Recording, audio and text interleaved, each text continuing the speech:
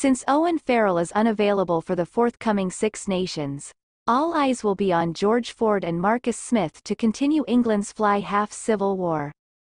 The fight that will take place on Friday night at the Stoop over Owen Farrell's England shirt saw Marcus Smith emerge victorious.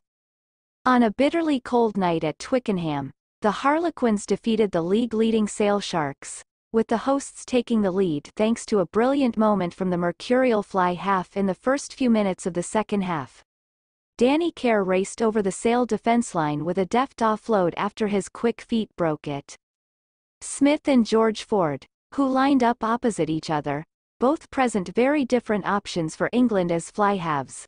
But where Smith certainly excelled at his game, Ford failed to make a mark against the man who will be gunning for his role. Ford deputised for Farrell during the Rugby World Cup and, coupled with his history with Steve Borthwick, would appear the favourite to start at number 10 come the Six Nations.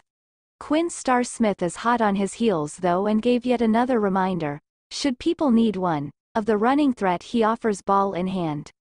He started to take the game away from Sale with a neat step that he displayed while playing fullback for England, winning 36-3. For those who watch Smith every week at the club level, his flashes of individual brilliance are nothing new. However, the ongoing source of frustration is his inability to carry over that form to Twickenham. Smith hasn't been the player his club needs him to be, not under Eddie Jones or under Borthwick. But with this form, there has to be room for such genius, right? A week after kicking the game-winning penalty against Bath, Ford was not able to control the flow of his attack as he had in the past. His greatest asset with England, though, is that he has repeatedly demonstrated that a player who excels at the club level also plays a similar role for his nation. More evidence came from his performance in England's World Cup opener against Argentina. There is a sense of, you know what you'll get with the Saleman that is absent with Smith, who is undoubtedly a rough diamond on the international scene.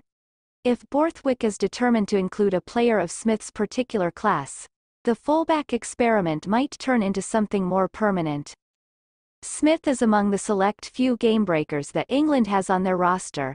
Ford watched as his side managed to land a few punches. His imagination constantly on display. Smith was announced as the player of the match late on, having a smile to himself as he sat on the bench with the camera panning to him. The Quins man won this battle. The war though rages on ahead of this spring when England will adopt a new look and a new dynamic minus Farrell.